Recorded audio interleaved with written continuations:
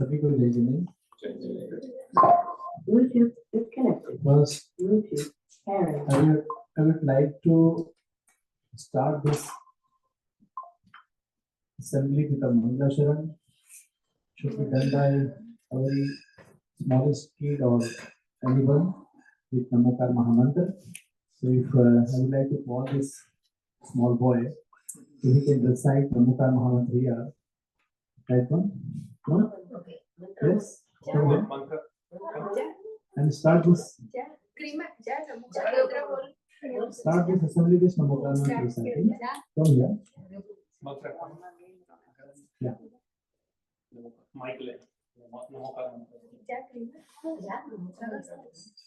Krima.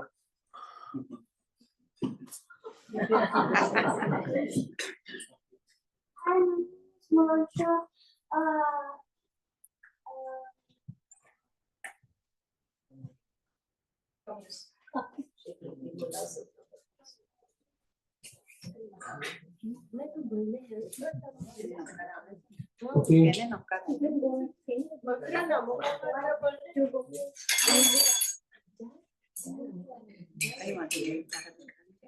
Okay.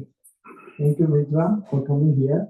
I will tell that girl, you will come here and recite Namokar Mahamantra. No?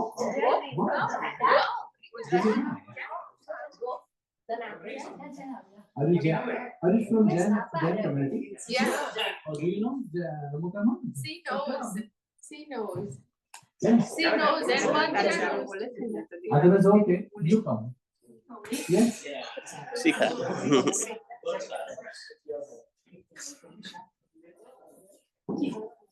Shikha.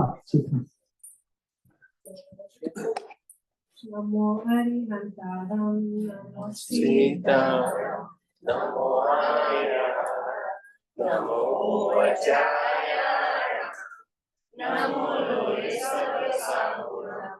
Eksavanchalamokaro Sarva Papa Panasham. Mangalam Cha Sarvesi. Paranam Bhave Mangalam. And this is for Shikha to recite Namokar Mahamantra here.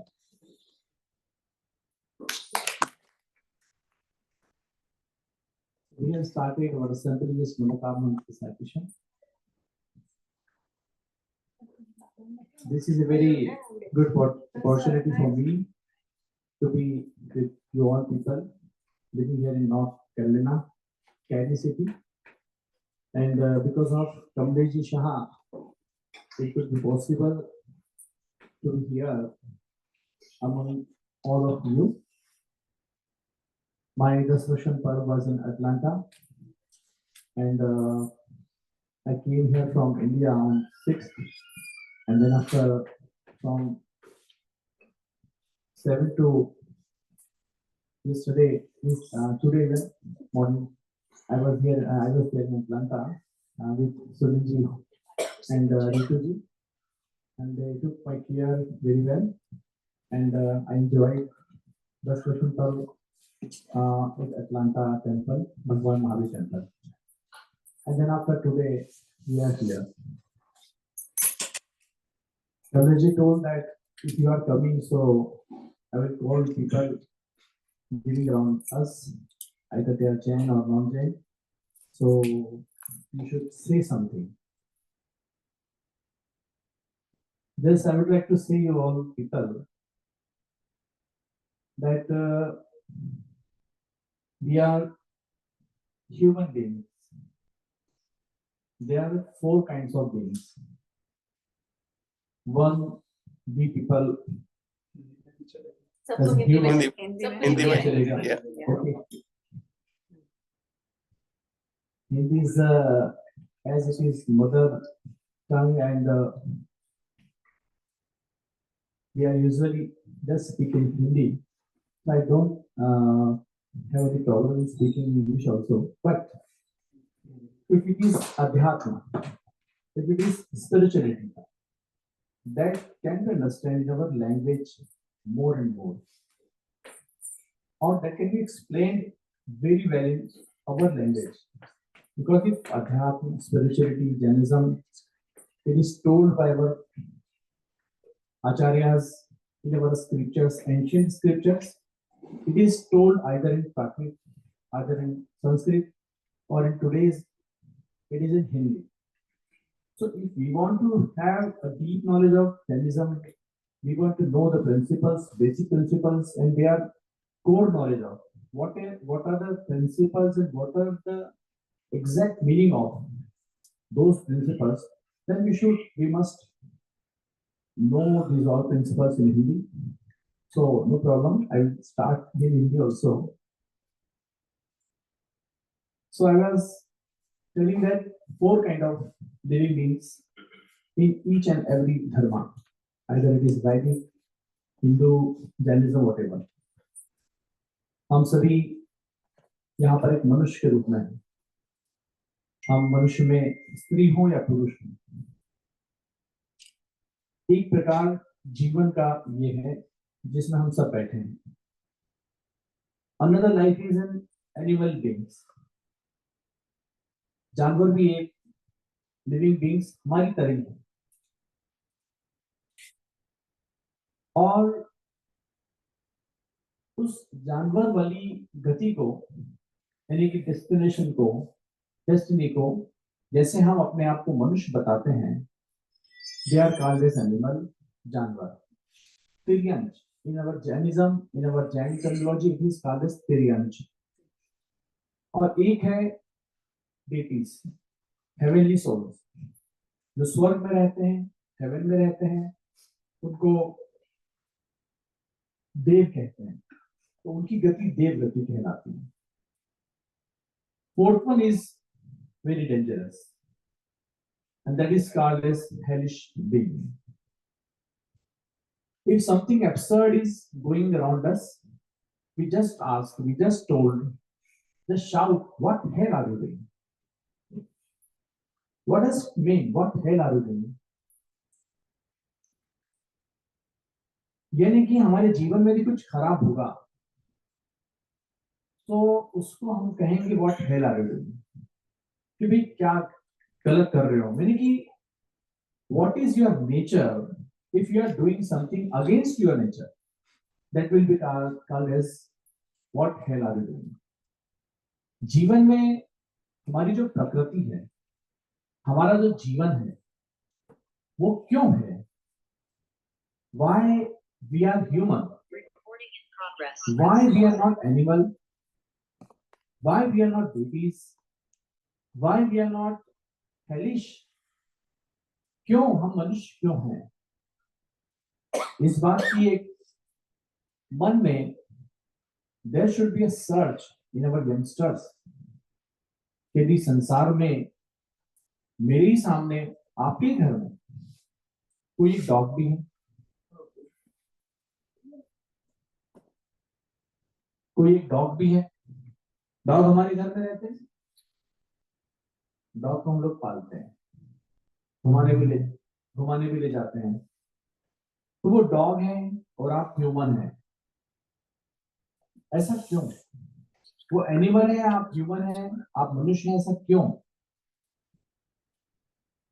जिंदगी में जिसने अपने nature के खिलाफ, अपनी originality के खिलाफ, यानी कि अपने ओरिजिनल स्वरूप के खिलाफ कोई भी कार्य किया तो वो कहा जाता है हेलिश. यानी कि हम सब एक मनुष्य के रूप में हैं. हमारा दायित्व है कि हम मानवीय कार्य करें. मानवीय क्या बोलते हैं? ह्यूमैनिटी. What is humanity? आजकल तो ह्यूमैनिटी के नाम पर एजुकेशन चालू हो गई.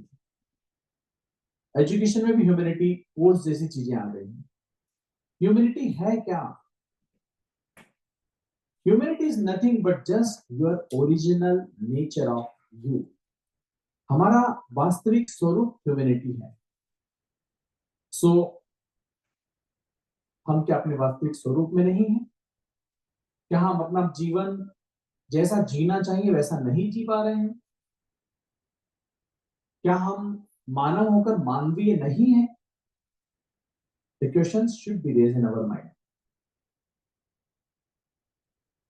There are two things. One is world, in which we all are. Either Tiryans, this animal, or we, or deities, or hellish, or number of 84 lakhs kind of jivas are there in Jan told us. 84 lakh योनियां हैं जिनमें जीवों का जन्म होता है। उसमें मच्छर भी होंगे, मक्खी भी होंगी, सांप भी होंगे, और ऐसे भी जीव होंगे जिनको आप सांस के माध्यम से, श्वास के माध्यम से, जब ब्रीदिंग कर रहे हैं ना, तो ब्रीदिंग किस चीज की हो रही है? What you are taking and what you are exhaling, किस चीज का? दिस इज वायु, एयर, हवा। And in Jainism, air is also called as a living being.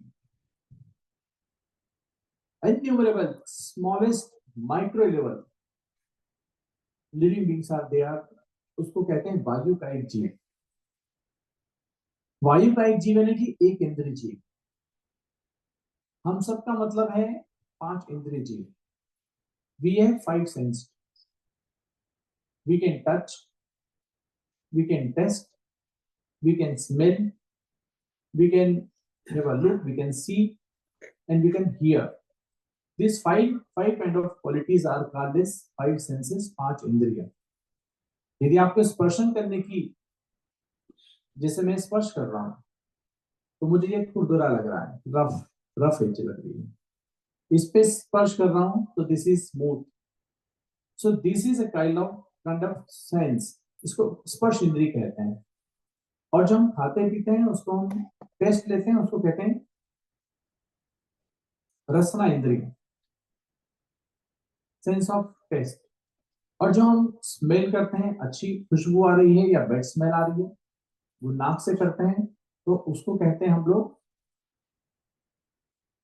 घ्राण इंद्रिय। और जो देखते हैं उसको कहते हैं चक्षु इंद्रिय, और जो सुनते हैं उसको कहते हैं कर्म इंद्रिय। विषय है, हम सब सौभाग्यशाली हैं कि हमारे पास ये 5 इंद्रियां हैं। लेकिन इस संसार में ऐसे भी जीव हैं जिनके पास, किसी के पास 4 है, यानी कि कोई जीव सुन नहीं सकते हैं, किसी के पास सुन नहीं सकते मतलब बहरे वाले यहाँ के नहीं कि हम लोग में कोई डिसेबल हो जाए तो वो सुन नहीं पा रहा है, ऐसा नहीं। दो, उनके नेचर में ही नहीं है कान। 3 इंद्रिय जिनके नेचर में आंख ही नहीं है। 2 इंद्रिय जिनके नेचर में न कान है, न आंख है, और न घ्राण है। और 1 इंद्रिय न जिसके पास कान है, न आंख है, न घ्राण है, न टेस्ट, केवल स्पर्शन है। ऐसे 1 इंद्रिय जीव 5 प्रकार के हैं, जिनको कहा गया है पृथ्वी का एक, जल का एक, अग्नि का एक, वायु का एक, वनस्पति का एक। यानी कि पृथ्वी, जिस पृथ्वी पर आप मकान बनाते हैं, जिसको पहाड़ समझ के हम देखते हैं कि दिस इज अ माउंटेन, जिसको हम ट्री समझकर देखते हैं कि दिस इज अ ट्री, ये सब लाइक यू, जैसे आप जीव हैं ऐसे ये सब भी जीव हैं। Tree is also living being, mountain is also living being. If you are seeing water, sea, river, so that water is also a living being. If you are seeing fire in your home, तो वो जो fire है, अग्नि है, वो भी एक living being. और इसी प्रकार जो वायु है, यानी कि जो हवा चलती है, वो भी एक लिविंग बीइंग है। इन सबको 1 सेंस लिविंग बीइंग कहा गया है, एक इंद्रिय जीव। विषय इसलिए आया कि ये जो एक इंद्रिय जीव है वो दिख नहीं रहे, उसको हम श्वास के द्वारा ले रहे हैं और छोड़ भी रहे हैं। हम सब सामने हैं, सब कुछ हमारे, जानवर भी हमारे सामने हैं। डेटिस दिख नहीं रहे लेकिन उनका आवागमन होता है। हेलिश बीइंग दिख नहीं रहे लेकिन उनके स्क्रिप्चुरल डिस्क्रिप्शन हमको मिलते हैं। सारे जीवों में मनुष्य जीव, उसको कहा गया है मानव। और इस मानव के सामने, यानी कि हम मानव क्यों बने हैं, विषय कि why I am a human being.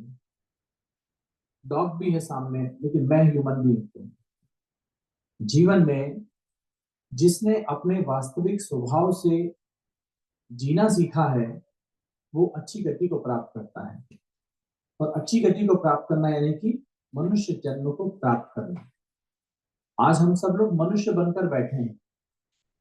मनुष्य बनना इसलिए नहीं है कि हम सब लोग खूब अच्छी पढ़ाई लिखाई करें, खूब अच्छे कॉलेज में चले जाएं, खूब अच्छी एजुकेशन में आ जाएं, खूब अच्छा धन कमाएं। It is not only the goal of human life. केवल ये गोल नहीं। मनुष्य जन्म जो मिला है वो बेस्ट, सर्वश्रेष्ठ मिला है। और ये बेस्ट सर्वश्रेष्ठ मिलने के कारण हमारे पास कुछ दायित्व हैं, यानी कि हमारी कुछ जिम्मेवारियां हैं। और वो जिम्मेवारियां क्या हैं? वो जिम्मेवारियां यह हैं कि एक मानव होने के नाते हमारे जीवन में मानवता आना चाहिए। मानवता आना चाहिए यानी कि हमारा जो मनुष्य जीवन किस लिए बना है, उस बात पे हमें सीखना चाहिए कि मेरा ओरिजिनल क्या कर्तव्य है, what are the duties of me as a human being. तो ये विषय इसलिए कि धर्म आप सबके सामने एक बहुत ही महत्वपूर्ण विषय है कि धर्म आखिर क्या है। होता है कि जब हमारे बीच में इतने ज्यादा सांसारिक सुख वैभव मिलते हैं, इतनी इतनी फैसिलिटीज मिलती हैं कि आज आपके पास अच्छे से अच्छे घर होंगे, अच्छे से अच्छे वस्त्र होंगे, कपड़े होंगे, आपके पास अच्छे से अच्छे कार होंगे, अच्छे से अच्छा पैसा होगा, ज्यादा से ज्यादा आपकी रंग रूप अच्छे होंगे, आपकी एजुकेशन बहुत अच्छी होगी। ये सब चीजों के बाद में या उससे पहले किसी भी रूप में देखें आप, एक आपके पास धर्म नामक की चीज। आजकल की यंग एज में यंगस्टर्स धर्म के नजदीक नहीं आते हैं, धर्म से दूर भागते हैं। और उनके मन में ये बात रहती है कि धर्म करने से क्या होना है। उनको धर्म के प्रति आकर्षण नहीं रहता, धर्म के प्रति एक झुकाव नहीं रहता, और धर्म से उनको कुछ लेना देना महसूस नहीं करते हैं। आज जो टॉपिक, जिस विषय में मैं आपको बताना चाहता हूँ, वो यही है।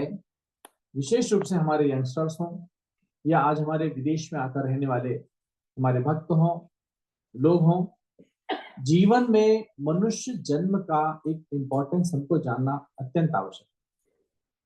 और जीवन में मनुष्य जन्म के इम्पोर्टेंस का यही मायना है कि आज हम सब लोग जो यहाँ पर मनुष्य के रूप में बैठे हैं, जो सारी फैसिलिटीज मिल रही हैं, एक जानवर नहीं बने हम, आज मनुष्य बने हैं। तो ये मनुष्य बनने का कारण यही है कि आप सबने, हम सबने अपने पूर्व भवों में, पूर्व जन्मों में अच्छे कार्य किए हैं। यदि आपने अच्छे कार्य नहीं किए होते तो आज आप मनुष्य बनकर जन्म नहीं लेते। चाहे आप मनुष्य जैन धर्म में बन जाएं, चाहे आप किसी वैदिक धर्म में बन जाएं, लेकिन मनुष्य बनना ही अपने आप में बहुत बड़ी उपलब्धि है। बहुत बड़ी उपलब्धि है कि हम आज मनुष्य बनकर के बैठे हैं। मनुष्य बनने के कारण हम अपने कर्तव्यों को समझ सकते हैं, धर्म को समझ सकते हैं, क्या अच्छा और क्या बुरा उस चीज को समझ सकते हैं। और यदि वही हम एनिमल को देखें तो वो एनिमल कुछ नहीं सकता, तो समझ सकता कि उसके लिए क्या अच्छा है और क्या खराब है। आज ऐसे विदेश की भूमि पर आकर धर्म को इसी रूप में समझना है कि धर्म हमारे जीवन में सुख प्रदान करने वाली एक महत्वपूर्ण चीज है, वस्तु है, माध्यम है। धर्म है तो सुख है। यदि हम सोचते हैं कि हमें धर्म से कुछ लेना देना नहीं, हमको केवल पढ़ना लिखना है, हमको खूब ऊंचाइयों तक पहुंचना है, बड़ी से बड़ी जॉब ढूंढनी है, और वो सब जो मिल रहा है आज आपको, वो सब पहले किए हुए धर्म का ही प्रताप है, धर्म का ही परिणाम है. It is a result of these all worldly affairs what you are getting in your life. These are the results of you have done religion, you have done good deeds in your past life, and so you have got new life as a human in this world. तो आज हमको जो मिला है वो क्यों मिला है ये ध्यान में रखना चाहिए. जीवन के हर समय, हर दिन, हर पल, हर क्षण ध्यान रखें कि मैं सबसे पहले मनुष्य बना क्यों हूं. Never be proud, never feel proud कि आप एक अच्छे घर के हैं, मेरे पास करोड़पति हैं हमारे पिता माता, या मेरे पास बहुत अच्छी कारें हैं, मैं बहुत अच्छे कॉलेज में यूनिवर्सिटी में पढ़ता हूँ. Never feel proud. You once think कि मुझे सब कुछ मिला कैसे है. ये सब कुछ आपको तब मिला है जब आपने अपने पहले के जन्म में, पहले के जीवन में आपने धर्म किया था, तो आज आपको ये सारे सुख मिल रहे हैं. अब यदि हम इस सुख में जो आज हमको मिल रहे हैं, इस सुख में यदि हम धर्म को भूल जाएंगे तो फिर निश्चित रूप से ध्यान रखिए कि ये सुख आपके डिक्रीज हो जाएंगे. आने वाला भव, आने वाला जीवन, आने वाली लाइफ, हम सब की लाइफ कहीं और भी जा सकती है. जैसे आपको बताया 4 काइंड ऑफ लाइफ. एनिमल भी बन सकते हैं आप. हो सकता है कि इसी घर में हमारा प्राण निकले और उसके बाद यहीं कहीं हम एनिमल बनकर भी जन्म ले सकते हैं. यहीं कहीं हम हेलिश बींग बनकर भी घूम सकते हैं, सॉरी डेटीज बनकर भी घूम सकते हैं. और हो सकता है कि हम यहाँ से पूरी तरह से डाउन में चले जाएं, जहां पे हेलिश बींग्स रहती हैं, वहां पर हम अपना जन्म ले लें. आपको अपने मन में एक चिंता रखनी है, अपने मन में एक अपने आप की केयर रखनी है, अपने मन में अपने आप के लिए एक सोच रखनी है, चिंतन रखना है, थॉट रखना है कि ऐसा नहीं है कि जो आज सब कुछ मिल रहा है मुझे, आइदर अच्छे माता पिता हो, अच्छा घर परिवार हो, धन संपत्ति हो, रूप हो, अच्छी बोली हो, विदेश हो, ये सब कुछ जो वैभव के रूप में आपको मिला है, ये आपको इसलिए नहीं मिला है कि आप अपने आप को भूल जाएं. ये सब कुछ हमें हमारे द्वारा अच्छे किए हुए कार्यों का एक रिजल्ट है जो इस भव में, इस जीवन में हमें प्राप्त हुआ है. जस्ट कंपेयर योरसेल्फ कि आज आप इस घर में जन्मे हैं, या आज आप इस घर में बैठे हैं, या आज आप इस घर के मालिक हैं. क्या कोई एक ऐसा भी है जो किसी झोपड़ी में जन्मा है? कोई एक ऐसा भी है जिसके पास आज खाने की व्यवस्था नहीं है, भोजन, रोटी, 2 रोटी, सूखी रोटी है? ऐसा कोई है? कभी चिंतन में आता है कि कोई ऐसा भी जीव है जिसके पास घर नहीं है, जो सड़कों पर, फुटपाथ पर अपना जीवन जीता है, जो ठेला चलाता है, जो अपनी पीठ पर माल ढोता है? क्या वो मनुष्य है या नहीं है? वो भी मनुष्य है, जो अपने जीवन में इतना परिश्रम कर रहा है कि जिसके पास 2 रोटी खाने के लिए पैसे तो दूर, पसीना बहाकर भी सुबह से शाम मेहनत करके उसको वो मिल पा रही है कि नहीं मिल पा रही है. चिंतन करें कि वो ऐसा क्यों और आप ऐसे क्यों, हम ऐसे क्यों कि आज हमारे पास ये सब कुछ है. वो ऐसा क्यों कि आज उसके पास इतना बड़ा लैक ऑफ एवरी फैसिलिटीज. उसके बच्चे होंगे तो शायद उसके पास अच्छे कपड़े भी नहीं होंगे, फटे कपड़े होंगे. कभी हम सब लोग इन चीजों का चिंतन करें. संसार में जब चलें, सड़कों पर जब चलें, रोड से जब निकलें, तो आपको जो ये वेरियस लेवल्स दिखते हैं, जो वेरियस काइंड ऑफ थिंग्स दिखती हैं, इन पे आप अपने आप को कंपैरिजन करें, सोचें कि आखिर ये ऐसे क्यों और मैं ऐसा क्यों. हमको आंसर खुद मिलेगा कि एक व्यक्ति गरीब क्यों और हम या कोई भी व्यक्ति एक अमीर क्यों. एक व्यक्ति के पास जीवन में सब कुछ सुविधाएं क्यों और एक व्यक्ति के पास जीवन में एकदम कम से कम सुविधा भी क्यों नहीं. ये फर्क, ये डिफरेंस ही आपके हम सब के लिए एक बहुत बड़ा लेसन है. हमारे यंगस्टर्स के लिए, किड्स के लिए, उनको एक दृष्टिकोण रखना है अपने जीवन में कि जो कुछ मिला है ये मिला मेरे द्वारा किए हुए अच्छे कामों से है। मैंने अपने जीवन में या मेरे पिताजी ने अपने जीवन में, पूर्व भव में मेरी माँ ने अच्छे कार्य किए हैं, दूसरों की मदद की है, दूसरों का प्रेम किया है, दूसरों के प्रति कभी ईर्ष्या नहीं की है, दूसरों का कभी कोई नुकसान नहीं किया है, कभी हमारे जीवन में हमने हिंसा नहीं की है, दूसरे जीवों को मारा नहीं है, हमने अपने जीवन में कभी चोरी नहीं की है, हमने अपने जीवन में कभी झूठ नहीं बोले हैं। ऐसे पापों से हम दूर रहे हैं, जिसका परिणाम है कि आज आप इतने अच्छे बनकर के जन्म लिए हुए हैं। और उसी का परिणाम है कि किसी ने यदि कोई गलत कार्य किए थे तो उसको उन गलत कार्यों के कारण आज इस प्रकार से गरीब, अमीर, जानवर, नरक या किसी भी रूप में उसको जन्म मिला है। ये चिंतन, ये सोच, ये विचार, ये थॉट आज हमको हर पल हर क्षण रखने की आवश्यकता है।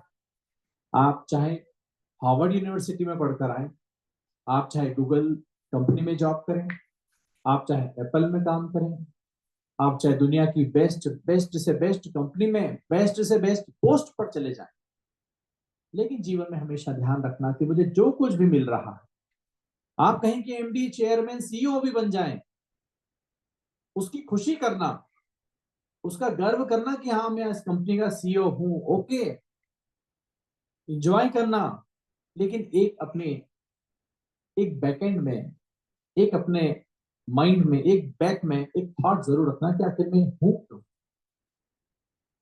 आप अकेले ही सीईओ क्यों बने? आप अकेले ही रूपवान क्यों हैं? आप अकेले ही गुणवान क्यों हैं? आप अकेले ही इतनी अच्छी एजुकेशन क्यों प्राप्त कर पाए हैं? आपके जैसे लोगों के अलावा और भी तो लेवल्स जो कितने गरीब रह गए, जो पढ़ ना पाए, जिनके पास ज्ञान प्राप्त न हो पाया, जिनके पास अच्छे कपड़े पहनने को नहीं है, जिनके पास अच्छे घर रहने को नहीं है, जिनको फूड की आवश्यकता हो रही है। हमेशा जब आप अपने माइंड में ये थॉट रखेंगे तो आपको कभी भी अभिमान नहीं आएगा। और अभिमान नहीं आना सबसे इंपॉर्टेंट चीज है। जीवन में अभिमान आया तो आप समझ लेना कि आप ठीक उसी प्रकार हो जाएंगे जिस प्रकार एक भौरा समझ रहे, भौरा किसको बोलते हैं? जो फूल से रस चूसता है।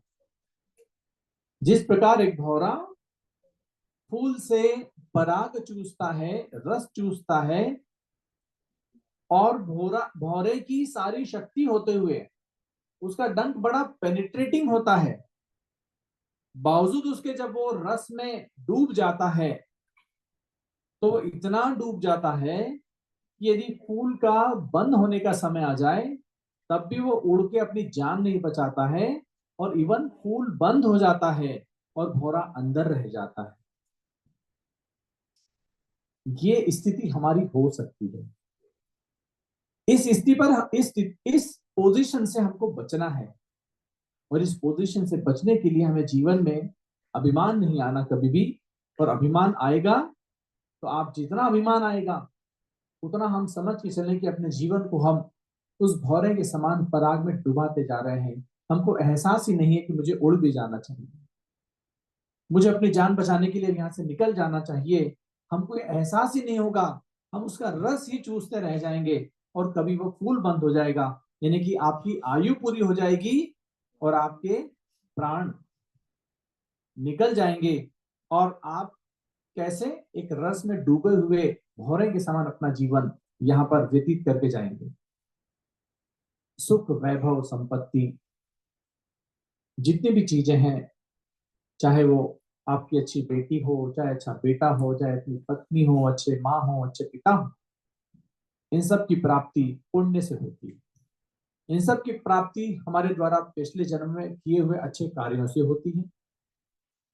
मैं इतना ही कहना चाहूंगा कि हम इस मनुष्य जीवन में आकर इस मनुष्य जीवन के अर्थ को समझे, मनुष्य जीवन के अर्थ को समझकर जीवन में मानवता प्रकट करें। मानवता हमारा ओरिजिनल गुण है। हम ह्यूमन हैं तो बोलते हैं ह्यूमनली नेचर। वो एक जानवर होता है, बोलते हैं क्या जानवर की तरह हरकत कर रहा है। कभी किसी को डांटने में बोलते हैं ना, किसी को कभी हर्ट करना हो तो कहते हैं क्या कि कैसे जानवर की तरह बोल रहा है, कैसे जानवर की तरह अपनी हरकतें कर रहा है। जानवर की तरह हरकतें क्यों? जानवर खराब हरकतें करता है। जानवर ये हरकत खराब इसलिए करता है क्योंकि उसके पास विवेक नहीं है, उसके पास कोई ज्ञान नहीं है। आप जाएंगे, कुत्ता हो सकता है आपके ऊपर ही भौंकने लगेगा। आप किसी भी रूप में जानवर से ये अपेक्षा नहीं कर सकते कि वो आपके साथ अच्छा पेश आएगा। एक जानवर की लाइफ अपनी लाइफ है क्योंकि उसके पास सोचने की, समझने की, ज्ञान प्राप्त करने की कोई क्षमता नहीं।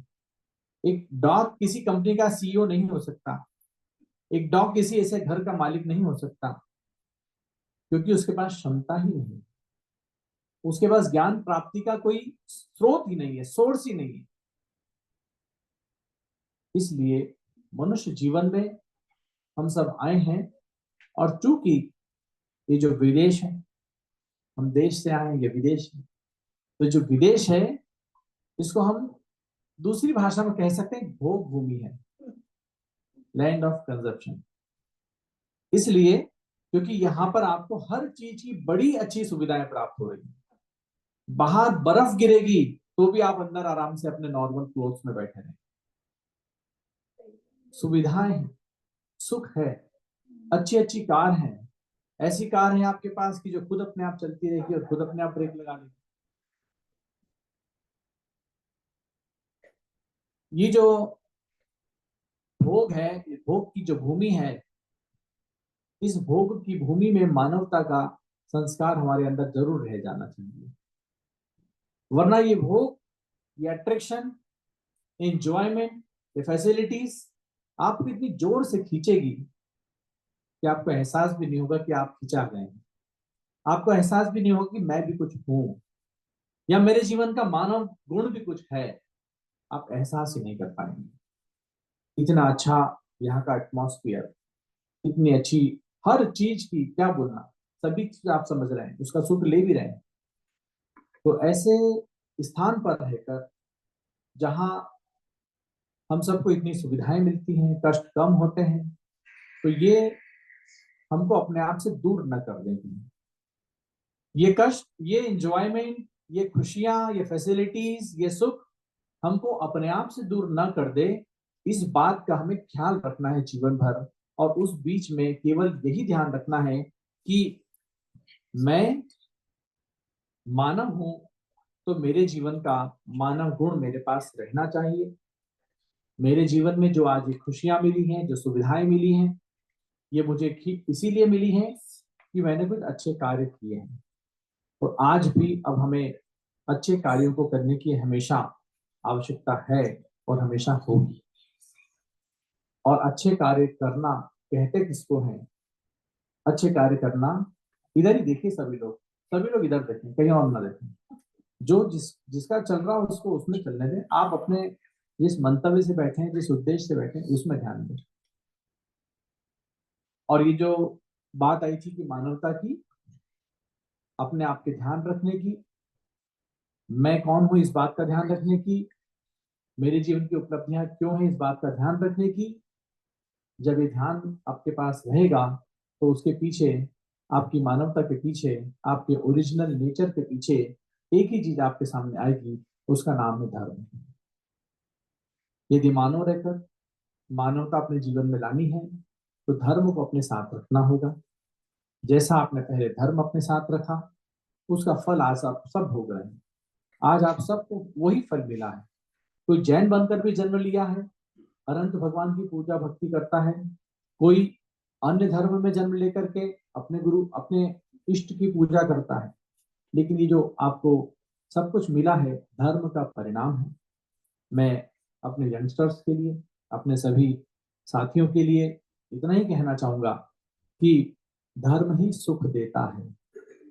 आज जो सुख है वो धर्म के द्वारा है। इसलिए अपने जीवन में धर्म को कभी ना भूलें। धर्म से ही आपको अपना ओरिजिनल नेचर में रहने का एक विधि, एक प्रैक्टिस आपको प्राप्त होगी। आपको अभिमान नहीं होगा, आपको क्रोध नहीं होगा, आपके मन में कोई डिसीटफुल नेचर नहीं आएगा, आपको कभी झूठ बोलने की इच्छा नहीं होगी, आपके जीवन में हमेशा अच्छे संस्कारों में रहने की इच्छा होगी। यदि माँ कहे कि बेटा रात्रि में भोजन नहीं करना है, तो वो बेटी जो धर्म का पालन करती है वो ये नहीं पूछेगी माँ से कि ऐसा क्यों, रात्रि में भोजन नहीं करना क्यों, रात्रि में भोजन करने से क्या हो जाएगा। जिसके अंदर धर्म है उसके अंदर विश्वास है। धर्म के संस्कार तर्क के लिए नहीं, धर्म के सिद्धांत तर्क के लिए नहीं है, धर्म के सिद्धांत विश्वास करने के लिए है। क्यों? हम सब पूछते हैं, अरे ऐसे कैसे, बस आप कुछ भी कहो और हम विश्वास करें, आप कुछ भी कहो और हम चल दें उस पथ पर, हमारा किताब में कुछ लिखा और हम उस पर चल दें। हाँ चलते, विश्वास करो। क्यों करो? इसलिए क्योंकि ये जो लिखा है या जिस धर्म ने जो कहा है उस तक, उसकी सोच तक, उसके विशद विवेचन तक, उसके डिस्क्रिप्शन तक, उसकी डीपनेस तक आपके अंदर पहुंचने की क्षमता नहीं है। आप you can not decide either to eat in night is good और बैड। ऐसा मत सोचो कि केवल मम्मी ने कहा है तो मैं क्यों छोड़ दूं। छोड़ देना पड़ेगा आपको, छोड़ ही देना चाहिए आप। यदि आपको धर्म कहता है कि हिंसा का त्याग करें तो हिंसा का त्याग कर दीजिए, उसमें इफ एंड बट मत लाइए, क्वेश्चंस मत रेज कीजिए कि आखिर ऐसा क्यों, मैंने किसी जीव को थोड़ी मारा है। I have not killed anyone और एनी एनिमल, मुझे तो मीट मिला है तो मैं खा रहा हूं, मैंने किसी को कहा मारा। वी हैव और we can have, we may have number of logics. हमको ऐसे लॉजिक्स से अपने आप को बचाना है। हमको धर्म में कही हुई बातों पर विश्वास करना है। धर्म विश्वास करने की चीज है, धर्म तर्क करने की चीज नहीं है। कहा गया है जहां तर्क है वहां, जहां तर्क है वहां नर्क है। तर्क को नर्क के समान बताया है। तर्क को आप अपने कंपनी में, भैया भैया जरा बच्ची को दूर कर दो, थोड़ा बात करते हैं। तर्क को आप अपनी कंपनी में किसी बॉस से नहीं करेंगे। बताइए कमलेश जी, ये सब बच्चे बैठे हैं, युवा बैठे हैं, आप अपनी कंपनी में जॉब करते हैं, यदि बॉस ने कुछ कहा तो उससे तर्क नहीं करेंगे आप, वो जो कहेगा वो करेंगे आप। जब आप अपने बॉस की इतनी मान सकते हैं, वो कहेगा कि मुझे आज 4 बजे ये प्रोजेक्ट पूरा करके चाहिए या 2 महीने में काम करके पूरा चाहिए, आप ऐसे झुक जाएंगे उसमें कि जैसे किसी भगवान ने कह दिया है। क्यों? क्योंकि आप बंधे हुए हैं उससे, आप उसको अपना मालिक मान रहे हैं। आप ये मान रहे हैं कि उसके कारण मेरा घर परिवार चल रहा है। आप ये मान रहे हैं कि वो मुझे तनख्वाह देगा तभी जब मैं उसके कार्य को करूंगा या उसकी बात को मानूंगा। अरे भैया, जिस प्रकार तुम उस बॉस को मालिक मानते हो, उसकी नौकरी करते हो, वो कहता है कि 8 बजे सुबह मीटिंग करना, तुरंत 8 बजे नहाओ ना नहाओ कैसे भी हो बैठ जाते हो, उस मालिक की इतनी सुनते हो, और धर्म के सिद्धांतों की, अपने माँ की, अपने पिता की छोटी मोटी बातों को सुनने में इतना जोर, इतने लॉजिक्स।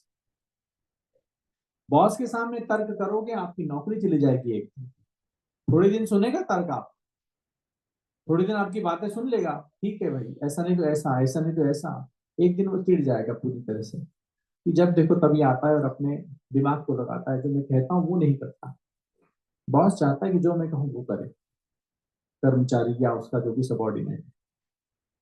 जीवन में मालिक मानना है तो जैसे आप अपने बॉस को मालिक मानते हैं, जैसे आप अपने बॉस की हर बात सुनते हैं, जैसे आप अपने बॉस की कही हुई हर बात पर, हर मिनट पर अमल करते हैं, आपके पास 2 लाइफ है। एक लाइफ है जिसको आप देख रहे हैं, जिसमें हम बॉस की बात कर रहे हैं, जिसमें हम घर परिवार की बात कर रहे हैं, जिसमें हम सुख सुविधाएं की बात कर रहे हैं, जिसमें हम खान पान पहनने ओढ़ने की बात कर रहे हैं। एक लाइफ के, लेकिन ध्यान रखिए आपके पास एक लाइफ और है जिसका सीधा सीधा सीधा सीधा संबंध आपसे और केवल आपसे है। उस लाइफ में आपके पास न माँ है, न पिता है, न भाई है, न घर है, न कुछ और है। वो लाइफ केवल और केवल आपसे रिलेट कर रही है, इंडिविजुअली पर्सन से, चाहे वो 5 साल का बच्चा हो, चाहे 50 साल का आदमी हो, चाहे माँ हो, चाहे बालिका हो, चाहे बालक हो, कोई भी हो। एक लाइफ ऐसी है जिसका संबंध केवल और केवल आपसे है, उसमें न माँ है, न पिता है, कोई नहीं।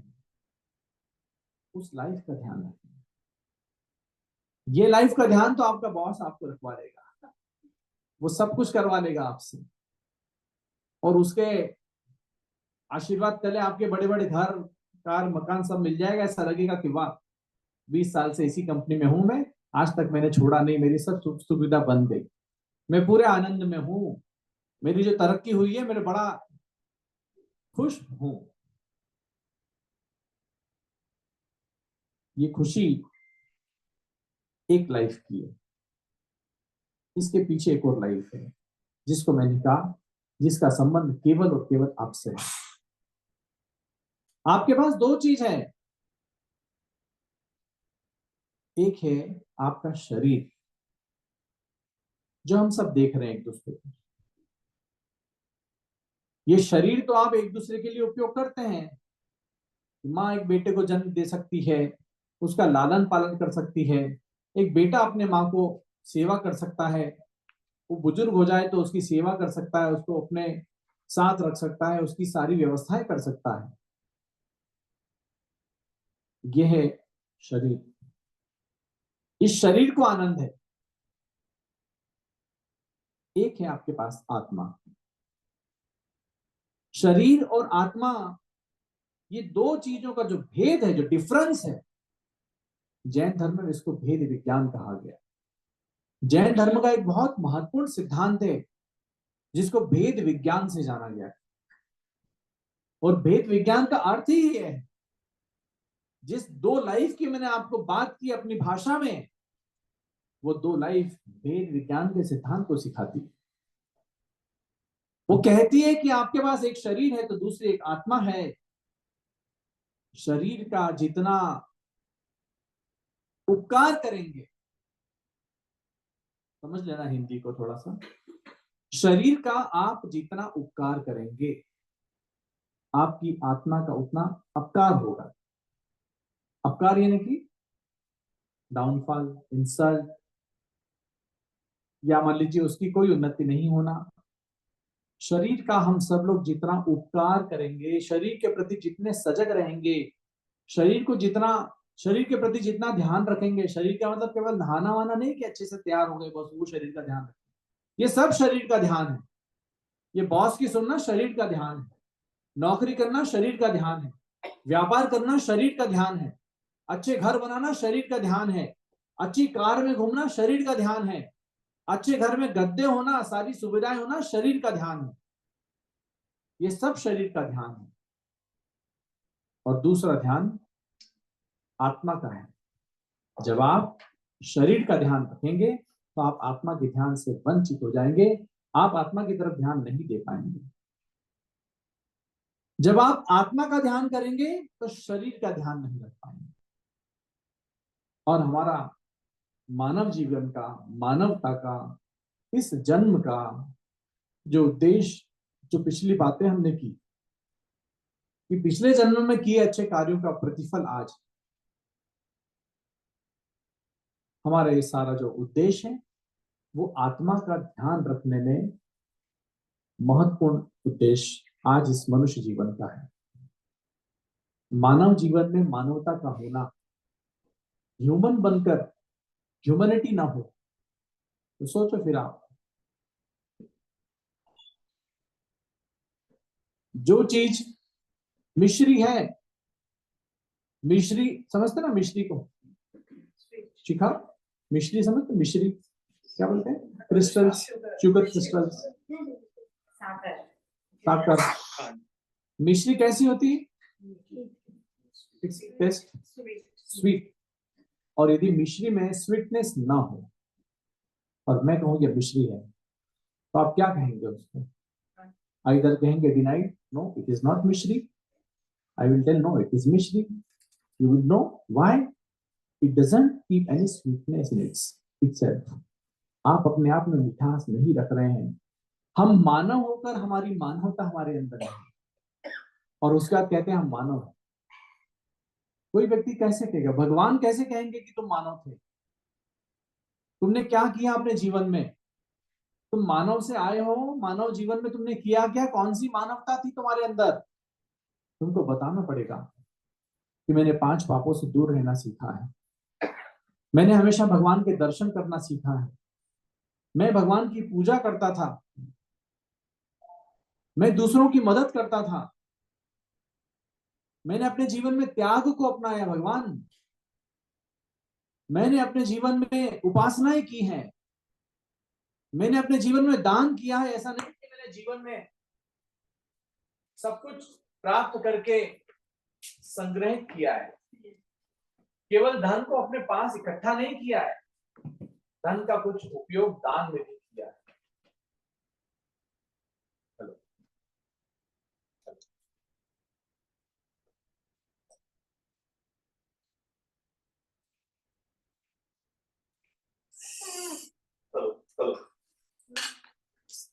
आ रही है ना हमारे पास।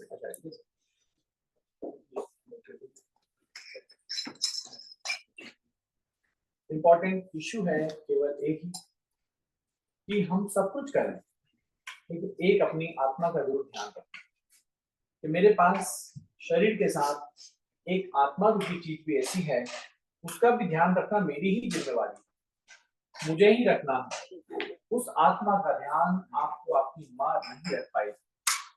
उस आत्मा का ध्यान रखने के लिए आपके पास आपके पिता नहीं आए।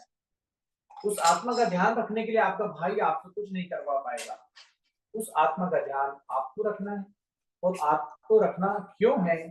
इसलिए रखना है क्योंकि आपको अपने जीवन में आगे भी उन्नति करना है। ऐसे सुख, ऐसी शांति, ऐसी उपलब्धियां, ऐसी फैसिलिटीज यदि हम आगे भी चाहते हैं तो फिर समझ लीजिए मोहरे की तरह हम फूल में ऐसे न डीपली इन्वॉल्व हो जाए, एनग्रॉस हो जाए कि फिर आगे वाला जीवन ही हमारा खराब हो जाए। धर्म की केवल इतनी बात कि हमको अपने मनुष्य जीवन का ध्यान रखना है, वेद विज्ञान का ध्यान रखना है।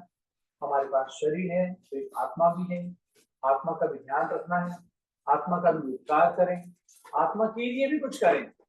जीवन भर ऐसा ना हो कि हम केवल शरीर के लिए कुछ करते रह जाएं। आत्मा का भी ध्यान रखें, मंदिर जाएं, भगवान की पूजा करें। भगवान की पूजा कंजर्वेटिव थॉट नहीं है, बेवकूफी नहीं है। ये हमारे इतने बड़े बड़े जैन धर्म में तो धर्म की पराकाष्ठा, एक्सट्रीमिटी ऑफ रिलीजन व्हाट, कपड़े तक छोड़कर नग्न हो जाते हैं। कपड़े तक छोड़ करके नग्न होकर के दिगंबर मुनि बन करके घूमते हैं, पिछी कमंडल हाथ में लेकर घूमते हैं। हमारी माता बहनें क्या करती हैं? हमारी माता बहनें एक्सट्रीमिटी ऑफ जैनिज्म, घर परिवार सब छोड़ करके एक टाइम भोजन करना, पैदल चलना, केशलोच करना, हाथों से अपने केशों को उखाड़ना, ऐसे तप करते हैं। हम सबको ऐसा ध्यान रखना है अपने जीवन में कि मेरा जीवन यूं ही व्यर्थ ना हो जाए। मैं मानव बन के आया हूं, लेकिन फीकी मिश्री की तरह मानव बन के ना लौट जाऊं। मानव हूं तो मानवता रहना चाहिए, और मानवता धर्म से आ सकती है। धर्म में आपको पाप से दूर रहने की शिक्षा दी गई है। आप हिंसा, झूठ, चोरी, कुशील और परिग्रह 5 प्रकार के पाप हैं। इन पापों से हम अपने जीवन में दूर रहने का प्रयास करें, हिंसा से बचें, अहिंसा को अपने जीवन का अंग बनाएं। आप वेजिटेरियन बने। यदि हमारे बच्चों में किसी प्रकार का शंका कि एग में किस प्रकार का हिंसा है, आजकल तो ऐसी शिक्षा दी जाने लगी है कि एग में हिंसा नहीं है, ये एग में कोई बेबी का वो नहीं है कि ये तो प्लेन अंडा है। लेकिन ध्यान रखें, जो चीज स्वरूप से, प्राचीन काल से, अनादिकाल से, प्राकृतिक स्वरूप से, जिसका स्वभाव एक अन्य जीव को जन्म देने का है, अंडे का स्वभाव, अंडा क्या है? अंडे का स्वभाव एक जीव को जन्म देने का है। एक जीव की उत्पत्ति उसमें हो सकती है। अंडे में शक्ति है कि एक मुर्गे का जन्म दे सके। ऐसे अंडे को कभी भी वेजिटेरियन नहीं मानना, उस अंडे से भी दूर रहना। आपको यहाँ पर केक पेस्ट्री आदि खाने को मिलता है, तो केक पेस्ट्री भी खाते हैं तो आपके आजकल तो यहाँ वीगन वाली भी चीजें मिलने लगी, जिसमें बहुत ही पशुओं के प्रति दया का भाव रख करके वीगन बनाया जाता है, बन रहे हैं लोग। लेकिन मैं कहूंगा कि आप कम से कम इन सब चीजों का ध्यान रखें कि अपने खाने पीने के सामान में इंग्रेडिएंट्स चेक करें। कभी कोई एग नाम की चीज आती है तो कभी क्वेश्चन ना उठाएं कि ये एग वो वाला है जो वेजिटेरियन है, वो एग वो है जो नॉन वेजिटेरियन है। राक्षस का स्वभाव राक्षसी ही होता है। ऐसा नहीं होता कि ये वाला राक्षस अच्छा है और ये वाला राक्षस खराब है। इसलिए एग का स्वभाव जन्म देना है, उसकी प्रकृति जन्म देना है, और उसकी प्रकृति को यदि किसी ने नष्ट कर दिया है, नेचर के खिलाफ जाकर के किसी अंडे की प्रकृति को नष्ट किया है कि उसमें से जन्म न ले पाए बच्चा, तो ये हमारा पाप है, लेकिन अंडा खाने योग्य नहीं बन जाएगा। तो ऐसे धर्म के साथ जीवन हम सब जिए और जी करके मानव जीवन की सार्थकता करें। प्रसन्न है आज हम सब यहाँ पर जैन समाज के लोग भी एकत्रित हैं। धर्म करने के लिए आपको अपने जीवन में कुछ साधन चाहिए। पेट भरने के लिए कुछ साधन चाहिए। पेट भरने के लिए क्या क्या चाहिए? नौकरी चाहिए, व्यापार चाहिए। और यदि नौकरी या व्यापार नहीं है तो आप पेट कैसे भर पाएंगे? पहले का रखा हुआ कितने दिन खा लेंगे? कब तक चला लेंगे? अरे आपके पीछे कई परिवार के सदस्य हैं, माता पिता और बच्चे और कई सदस्य हैं, कब तक बिना कमाई खा सकते हैं? नहीं खा सकते, स्टॉक खत्म हो जाएगा। धर्म करने के लिए भी साधन चाहिए। जैसे जीवन जीने के लिए नौकरी और व्यापार को साधन बनाया गया है, ऐसे धर्म को करने के लिए भी साधनों की आवश्यकता है। और वो साधन, श्रेष्ठ साधन हमारे पास 3 प्रकार के हैं। अब मैं कुछ जैनिज्म को लेकर बात कर रहा हूं। वो साधन हमारे पास 3 प्रकार के हैं, जिनमें एक कहा जाता है देव, दूसरा कहा जाता है शास्त्र, और तीसरा कहा जाता है गुरु। 3 प्रकार के साधन आपके पास हैं। और जैनिज्म ने जो कहा है वो हर परंपरा में मान्य है।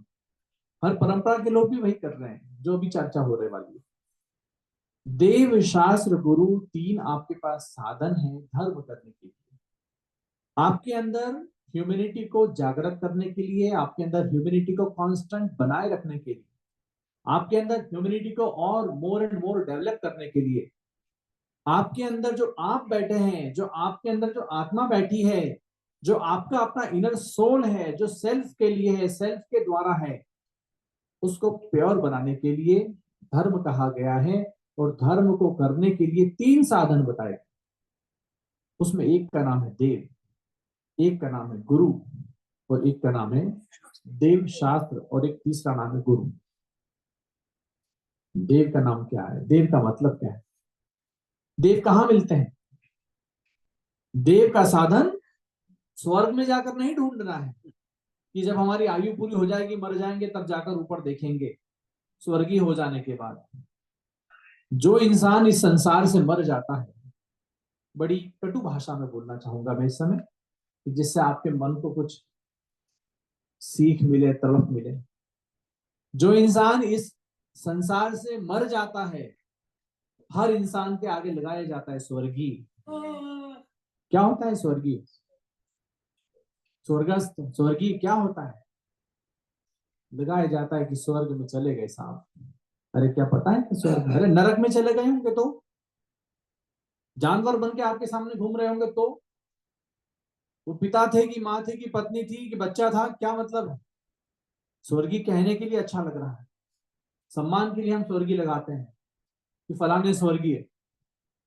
जीवन में कर्म जैसे करोगे वो प्राप्त होगा। स्वर्ग के कर्म करेंगे तो स्वर्ग प्राप्त होगा, वरना नरक भी प्राप्त होगा। नरकी भी बोल सकते हो किसी को यदि पता लगता है। वो स्वर्ग नहीं कहलाएगा। इतना बड़ा क्रेडिट नहीं दे सकते हम किसी को कि हर व्यक्ति जाकर के स्वर्ग में अपना स्थान ग्रहण कर रहा है। क्यों? क्योंकि हम कर्म कैसे कर रहे हैं इस बात पे तो चेकआउट करें पहले।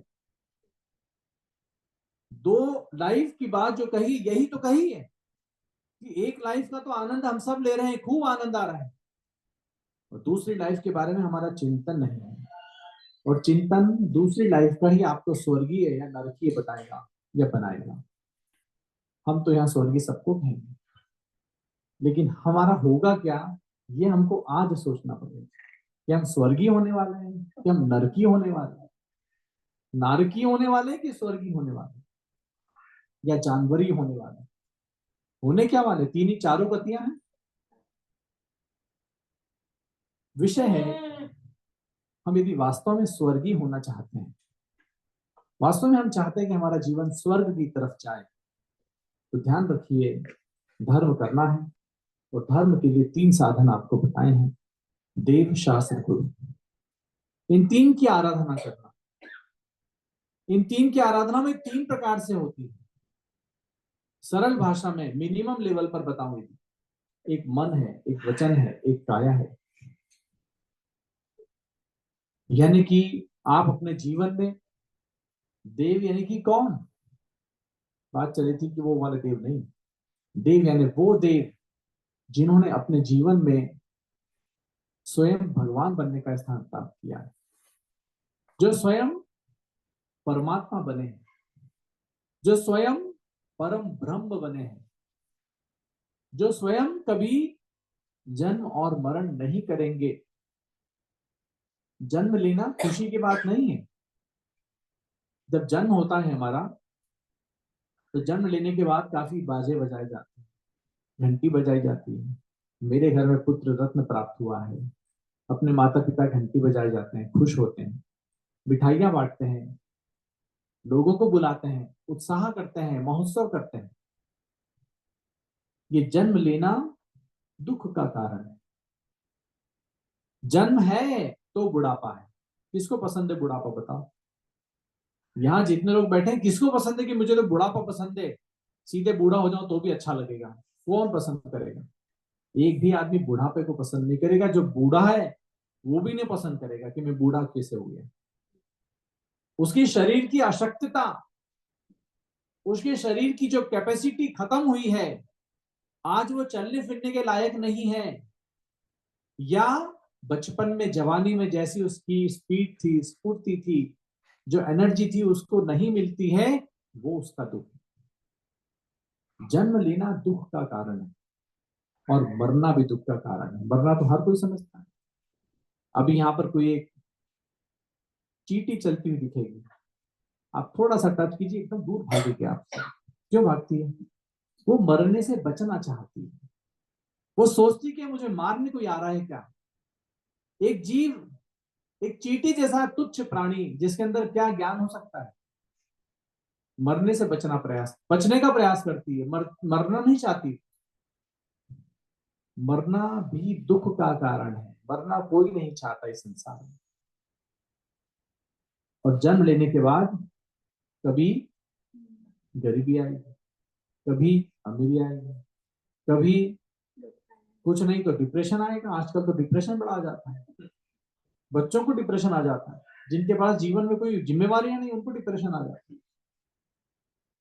यहाँ बड़े बड़े पूर्वज लोग कितनी बड़ी बड़ी बोझ संभाल के चले। पहले के जमाने में 15-15 बच्चे, 10-10 बच्चे हो जाया करते थे घरों में। सबकी जिम्मेवारियां संभाल कर वो, हम जिन गुरु के पास से आए, वो 13 भाई बहन है। ज्ञानमती माता जी सीनियर मोस्ट है, सबसे बड़ी है उन्हें। आज उनकी आयु 90 साल की है। और उनके 13वें भाई बहन तक, 13 भाई बहन उनके घर में हुए, सगे एक ही माता पिता के। विषय है कि जन्म और मरण दुख का कारण है, और जो जन्म और मरण से छूट जाते हैं वो भगवान के पाते हैं। जन्म और मरण के पीछे ही सब कुछ है। जन्म लिया और मरे तो अगली गति मिलेगी। और फिर अगली गति कौन सी मिल जाएगी? भैंस बन जाओगे तो क्या करोगे? पिग बन जाओगे तो क्या करोगे? नालियों में घूमोगे। हम ही घूमेंगे, नालियों में घूमेंगे। मच्छर घूम जाएंगे तो क्या करेंगे? मरते रहेंगे और थोड़ी देर में कोई भी चाटा मार देगा एक मच्छर को, बेचारा तुरंत ऊपर चला जाएगा। जन्म लिया और मरे, जन्म लिया और मरे, जन्म लिया और मरे, ये क्रम आज का नहीं है, पहली बार जन्म नहीं है, ये अनादि काल से चला आ रहा है।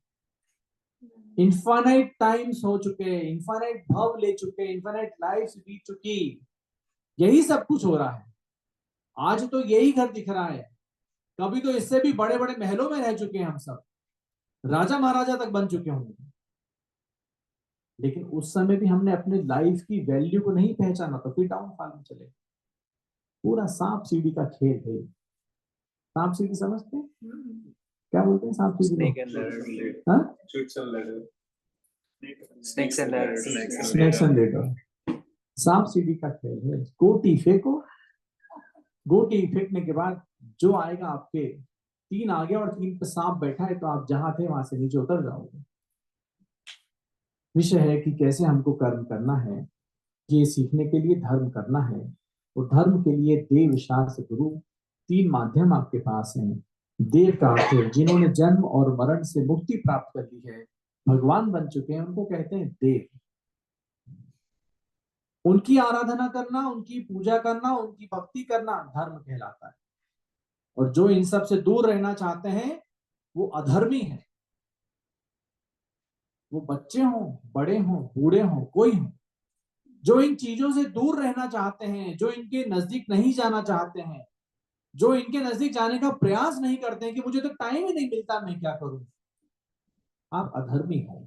लिख लो अपने आप, मैं अधर्मी हूं। धर्म क्यों बना है?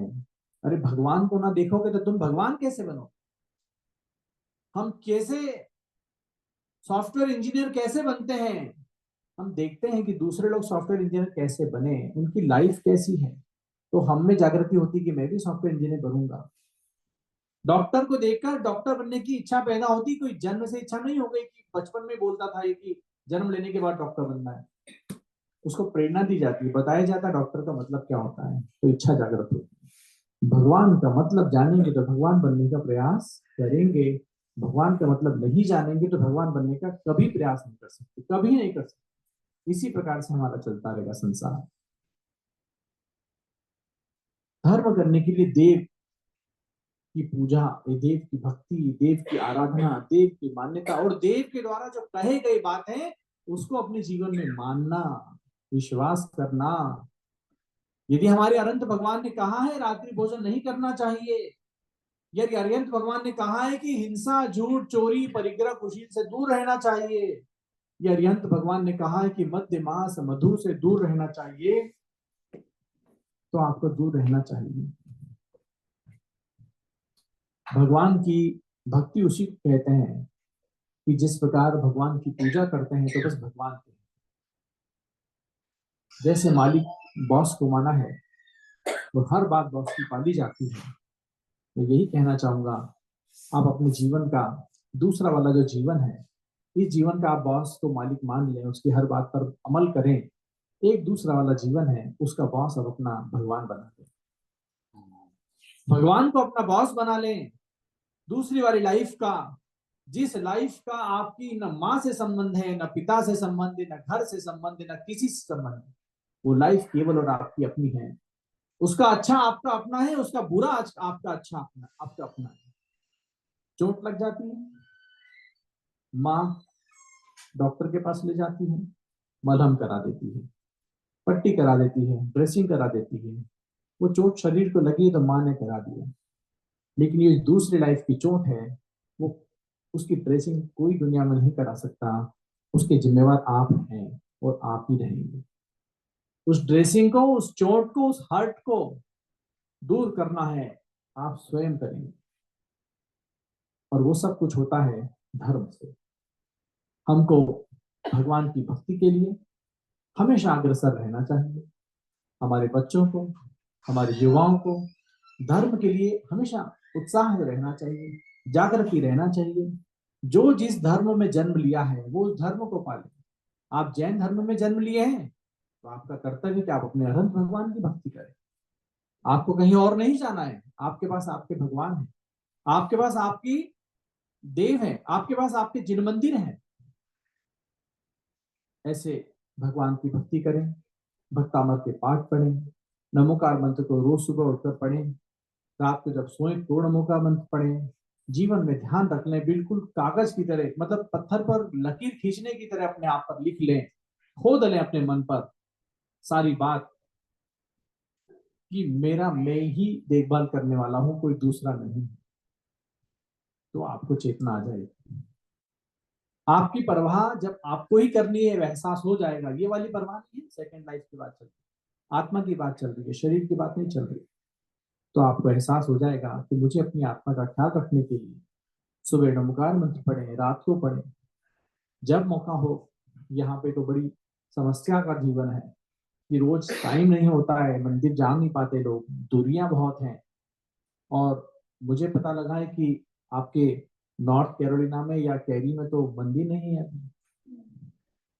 मैं यही कहना चाहूंगा आज कि धर्म को करने के लिए 3 चीज जिस प्रकार बताई गई है, उसमें एक देव है, दूसरे गुरु है, शास्त्र है। गुरु आपके हिंदुस्तान में है। गुरु आपके ऐसे कैसे हैं जो पैदल चलते हैं, जिनके पास किसी प्रकार के कोई साधन को उपयोग करने की आज्ञा ही नहीं है धर्म नीति।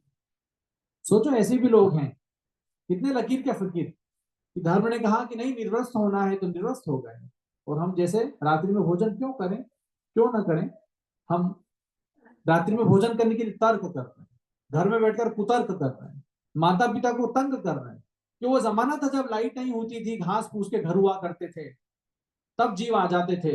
अब तो इतनी रोशनी है, सूरज जैसी रोशनी, चंद्रमा जैसी रोशनी, इसमें कौन से जीव आ रहे हैं? क्यों ना खाएं रात में हम? तर्क करो। और एक जीव ऐसा भव्य जो कपड़े भी उतार कर फेंक रहा है, इसलिए धर्म ने कहा तुलना करो अपनी कि मेरे ही धर्म में एक इंसान ऐसा, एक जीव ऐसा तो निर्वस्त्र होकर के अपने आप में डूबने का प्रयास कर रहा है, और मैं ऐसा कि रात्रि भोजन छोड़ने के लिए तर्क कर रहा हूं। मेरे धर्म को मैं ऐसा मान रहा हूं, मेरे धर्म की कई बातों को मेरा इतना अविश्वास, मुझे विज्ञान चाहिए इसमें। तुम्हारी दृष्टि नहीं है कि इसमें विज्ञान खोज पाओ, और न तुम्हारे अंदर इतना विवेक है और न इतना ज्ञान है। चाहे कितनी बड़ी से बड़ी कंपनी के मालिक बन जाओ, वो ज्ञान तुम्हारे अंदर नहीं है, वो दृष्टिकोण तुम्हारे अंदर नहीं है कि जो धर्म में कही हुई बातें हैं उसका तुम परीक्षण कर सको, उसका तुम सही एनालाइज कर सको। केवल ज्ञानी तीर्थंकरों ने, केवल ज्ञानी भगवंतों ने जो बातें कही उसको चैलेंज करते हो आज इतने छोटे सूक्ष्म क्षुद्र होकर। जीवन में जिनको नमोकार मंत्र से ज्यादा ना आता हो, वो तीर्थंकरों की कही बातें पर क्षुद्र, हम क्या उनकी चैलेंज करने योग्य हैं कि ये भगवान ने कही बात हम कैसे माने? लॉजिक करने के योग्य हैं? माता पिता को परेशान करने के योग्य हैं? नहीं। आपकी हमारी सामर्थ्य नहीं है कि हम हमारे भगवान के द्वारा कही हुई बात को चैलेंज करें, उसका परीक्षण करें। हमको पालना ही है। आज्ञा है तो आज्ञा है, उसको बॉस मानो, भगवान को बॉस मानो। एक लाइफ का बॉस आपकी कंपनी का मालिक है, एक लाइफ का बॉस भगवान है। और वो भगवान कहाँ मिलता है? कहाँ मिलता है? मंदिर में मिलता है। भगवान सीधे तो मिल नहीं जाएगा, भगवान से सीधे मिल नहीं पाओगे, तो इतनी औकात नहीं बढ़ी हमारी कि भगवान से सीधे मिल जाए। भगवान को हम मंदिर में प्रतिष्ठापित कर मंदिर में पूजते हैं। और ध्यान रखना, मंदिर में पंच कल्याणक से प्रतिष्ठित या प्राण प्रतिष्ठा से प्रतिष्ठित जिनेंद्र भगवान की प्रतिमा को साक्षात जिनेंद्र भगवान के दर्शन करने का पुण्य बताया। ये प्रतिमाएं पत्थर की नहीं है, धातु की नहीं है, सोने चांदी की नहीं है, आकार नहीं दे दिया गया है इनको कि मनुष्य जैसा आकार बनाकर एक बिठा दिया है गुड्डा। ये साक्षात अरिहंत भगवान है। पंच कल्याणक प्रतिष्ठा जैन धर्म का एक ऐसा महान कार्य है, ऐसी विधि है महान, जो सचमुच, जो वास्तव में एक पाषाण में भगवान का प्रतिरूप डालती है, उसमें वास्तव में भगवान की शक्ति डालती है। मैं नहीं कह रहा हूं, ये रिझा नहीं रहा हूं आपको कि मैं आपको लुभाने के लिए ऐसी बात कह रहा हूं। ये सत्य है, ग्रंथों में लिखी बातें हैं कि जिनेंद्र भगवान की प्रतिमा में एक बार प्राण प्रतिष्ठा होने के बाद, पंच कल्याण प्रतिष्ठा होने के बाद और सूर्य मंत्र दिए जाने के बाद वो प्रतिमा पाषाण की नहीं रहती, वो साक्षात भगवान का दर्शन करने के समान पुण्य देने वाली होती है। मेरे वचन नहीं है, रिझा नहीं रहा। ये आगम की बात है, धर्म की बात है, ग्रंथों की बात। ऐसे भगवान जिन मंदिर में मिलते हैं, ऐसे मंदिर की स्थापना हम सबका एक ध्येय होना चाहिए, लक्ष्य होना चाहिए। आज चाहे 30 परिवार हो, 40 परिवार हो, मैं कहता हूं जिस दिन मंदिर की नींव डालेंगे तो जैसे गन्ने के रस पर, जैसे मिठास पर दूर दूर से मक्खियां दौड़ी चली आती हैं, चींटियां दौड़ी चली आती हैं, आप देखना कि 40 परिवार अभी दिख रहे हैं, आपको पता नहीं कितने और परिवार ऐसे मिल जाएंगे जिनको पता लगेगा कि हमारा भगवान का मंदिर बन रहा है। छुपे होंगे। हमारे कल एक सज्जन अटलांटा में रहने वाले बोले मैं पहले जापान में था, 2 महीने रहा, लेकिन मुझे पता ही नहीं लगा कि हमारा मंदिर भी है, और मैं वहां से ट्रांसफर होके आ भी गया। बाद में पता लगा कि वहां मंदिर था और मैं 2 महीने तक मंदिर जा ही ना पाया, पता ही ना लग पाया। ये स्थिति अभी हो सकती है, कई परिवारों को पता ही ना हो आपको कि कहाँ जैन लोग रहते हैं। आप प्रयास करें, उत्तम प्रयास करें। आपके पास कमलेश जी ऐसे एक व्यक्तित्व हैं जिनकी लीडिंग कैपेसिटी को मैंने बहुत अच्छे से देखा है। न्यू जर्सी के टेम्पल में, आज न्यू जर्सी का टेम्पल पूरी दिगंबर जैन समाज के लिए शान है, इसलिए क्योंकि वो आपके दिगंबर परंपरा का एकमात्र इंडिपेंडेंट टेम्पल बना। किसी से तुलना नहीं कि हमारा किसी के साथ श्वेतांबर के साथ मंदिर है तो वो खराब हो गया, अच्छा है। बात है कि आपने अपनी दिगंबर समाज की इतनी शक्ति वहां पैदा की कि सब दिगंबर भाइयों ने मिलकर के एक पूरा दिगंबर जैन मंदिर वहां पर बनाकर स्थापित किया न्यू जर्सी में।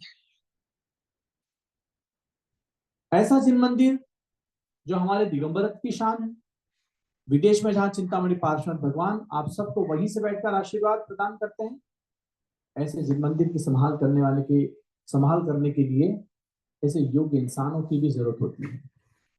और मैं कहता हूं कि वो कमलेश भाई शाह हैं जिन्होंने वहां पर प्रेसिडेंट रहकर उस मंदिर की सेवा की। एक प्रेसिडेंट घमंड करने वाला नहीं होता। प्रेसिडेंट का मतलब क्या समझते हो? जो सेवा करता हो, जो सेवा करता हो कुर्सी पर दरबारी की तरह बैठकर, दरबान की तरह बैठकर जो सेवा करे मंदिर की, वो कहलाता है प्रेसिडेंट।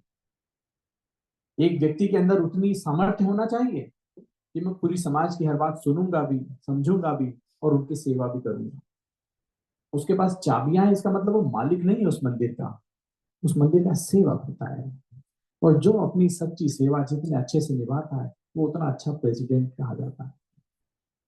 कमलेश भाई ने न्यू जर्सी जैसे इतने बड़े टेम्पल पर सारी व्यवस्थाओं को, सारी सेवाओं को दिया, प्रेसिडेंटशिप में दिया, और नहीं प्रेसिडेंट थे तब भी दिया। याद रखना, प्रेसिडेंट ऐसे नहीं बन जाओगे, किसी कंपनी के सीईओ ऐसे नहीं बन जाओगे।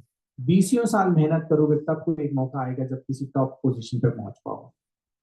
जो व्यक्ति प्रारंभ से, नींव से, शुरू से 10 साल, कई साल मंदिर के साथ जुड़ा रहता है, निस्वार्थ भाव से जुड़ा रहता है, सेवा के भाव से जुड़ा रहता है, उसको समाज चुनती है कि आप हमारे अध्यक्ष बनकर मंदिर की सेवा और मंदिर की देखरेख करें, उसकी व्यवस्थाएं संभालें।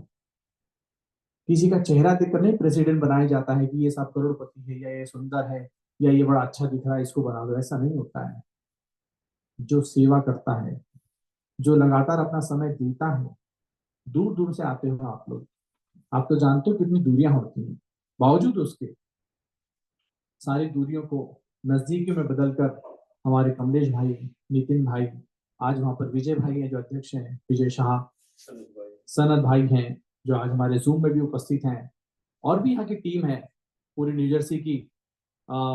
सभी लोग ने अपनी सेवाएं दी और सेवा देकर के आज उस मंदिर को हमारी शान बना रखा है, हमारे दिगंबर जैन समाज की, हमारे सबकी फक्र का एक स्थान बना रखा है। गौरव का स्थान बना रखा है कि विशाल जैन मंदिर अमेरिका में हम सब के पास हमारी जैन समाज का है। तो ऐसे मैं तो कहता हूं कि न्यू जर्सी की सारी टीम बहुत बधाई की पात्र है, बहुत अनुमोदना की पात्र है, शुभकामनाओं की पात्र है। चाहे वर्तमान में अध्यक्ष विजय जी हों, चाहे पहले कमलेश जी रहे हों, चाहे सनत भाई शाह हो हमारे, चाहे नितिन भाई शाह हो, और भी वहां के कई पदाधिकारी, मैं तो सबके नाम नहीं जान सकता या याद भी नहीं हो पाते। लेकिन आज कमलेश भाई शाह के घर में बैठकर मैं उनकी विशेष अनुशंसा करना चाहूंगा कि उन्होंने भी अपनी सेवा की और उस मंदिर को अच्छा बनाने में, अच्छी उसकी व्यवस्थाओं को बनाने में अपना कर्तव्य निभाया। आज यहाँ पर भी यही कहना चाहूंगा कि कैरी जैसी सिटी में, नॉर्थ कैरोलिना में, आपके पास एक हीरा है, आप सबके पास एक हीरा है, डायमंड है। आप उस हीरे का उपयोग करो। हीरे को केवल तिजोरी में रखे रहोगे कुछ फायदा नहीं। अरे अंगूठी बनाओ पहनो, हार बनाओ पहनो, तो लगेगा भाई इसके पास हीरा है। वो आप हीरा आपकी भी इज्जत देगा, बढ़ाएगा कि आपके शरीर पर जब हीरा पहनेंगे तो लगेगा भाई लोगों को भाई अच्छे घराने के हैं, सुंदर हीरा पहन रखा है। अरे ऐसे हीरों का उपयोग करो, सब लोग एकजुट हो, सब लोग मिलो जुलो, मीटिंग्स करो। बहुत अच्छे संचालक भी हैं, इनको हर चीज के क्षेत्र में अच्छा ज्ञान भी है। नई पीढ़ी के लिए टेक्निकल व्यक्ति भी बहुत अच्छे हैं। आप इनका उपयोग करके जो भी शासन प्रशासन के यहाँ पर एडमिनिस्ट्रेटिव लेवल पर भी कुछ काम होते हैं, आपको जमीन लेना वगैरह करना, उसमें भी ये समर्थ हैं, कर सकते हैं। तो आप सब मिलकर के एक टीम बनाओ। कमलेश जी अकेले को मैं जानता हूँ इसलिए उनका नाम ले रहा हूँ। उनके साथ एक टीम बनाइए। टीम वर्क के साथ में आप कोशिश कीजिए, प्रयास कीजिए। आज हमारे सुनील जी भाई साहब बैठे हैं, अटलांटा से आए हैं, और अटलांटा के मंदिर की पूरी जिम्मेवारी सुनील जी संभालते हैं। मैंने 10 दिन बहुत अच्छे से देखा है। जो व्यक्ति संभालता है उसके सामने दो चीज आती है, एक प्रशंसा और दूसरी निंदा। ध्यान रखना, लीडर को केवल हार माले नहीं पहनने को मिलती है कि लीडर बनके तो सब जहां जाओ माला ही माला, माला माल नहीं होते लीडर लोग। एक प्रशंसा करने वाले होते हैं तो कोई ना कोई निंदा करने वाला भी मिलता है, उसी व्यक्ति की जो खूब काम कर रहा है आपके लिए। तो इनकी कोई निंदा तो नहीं कर रहा है, लेकिन मेरा कहने का मतलब था कि प्रतिकूलता और अनुकूलता दोनों चीज समाज में चलती है। जो व्यक्ति काम करता है, कोई निंदा करे ऐसा ऐसा मैंने उदाहरण दिया, ना इनकी कोई निंदा कर रहा है ना सुनील जी की कोई निंदा कर रहा है, लेकिन प्रतिकूलता अनुकूलता समाज में आती है। और आने के बाद भी जो व्यक्ति उन प्रतिकूलता में, अनुकूलता में अपने मन को संभाल करके, समाज की स्थितियों को देख करके अच्छी व्यवस्था सबकी बनाने का प्रयास करते हैं। पदाधिकारी का काम क्या है? आपकी सेवा करना। आप बोलोगे साहब हमको सिद्ध चक्र विधान करना है, तो कौन करेगा? पदाधिकारी को। क्या करना है साहब? मंडले की व्यवस्था करो, पुजारी की व्यवस्था करो, माइक की व्यवस्था करो, 10 दिन कैसे क्या रहना है, खान पान की व्यवस्था करो, मंदिर की साफ सफाई का ध्यान रखो। ये करना इनको है, आपको तो सेवा इनकी मिलती है, समाज को मिलती है। तो आज अटलांटा का मंदिर है, वहां भी खूब अच्छी सुचारू व्यवस्थाएं चल रही हैं, और सुनील जी का निर्देशन है। मैं कह रहा था 10 दिन हम वहां रहे, देख कर आए कि सब बहुत अच्छे से, चाहे अभिषेक की व्यवस्था हो, प्रवचन की व्यवस्था हो, विधि विधान की व्यवस्था हो, मंदिर में ताला लगाने की व्यवस्था हो, ताला खोलने की व्यवस्था हो। सुबह 5 बजे भी फोन आ जाता उनके पास, यदि कोई आ जाए तो फोन आता उनके पास कि भाई साहब हम मंदिर दर्शन करना चाहते हैं, टाइम या बे टाइम, तो वहीं से वो की से या बताकर खुलवाते हैं लॉक। तो मंदिर के जो काम करने वाले लोग होते हैं, पदाधिकारी होते हैं, वो सेवा कहलाते हैं। वो अपनी जिंदगी का हर समय, ज्यादा से ज्यादा समय धर्म के लिए दे करके हमारे मंदिर के लिए, धर्म के लिए कुछ करते हैं। तो आज धर्म को करने के लिए देव शास्त्र गुरु में से आपके पास अभी देव भी नहीं है, और उसका गुरु तो है ही नहीं। इंडिया से ला कहां से सकते हो आपकी, और उसका आपके पास शास्त्र है। किसी को यहीं पकड़ के मुनि उनी बना दो, अलग बात है।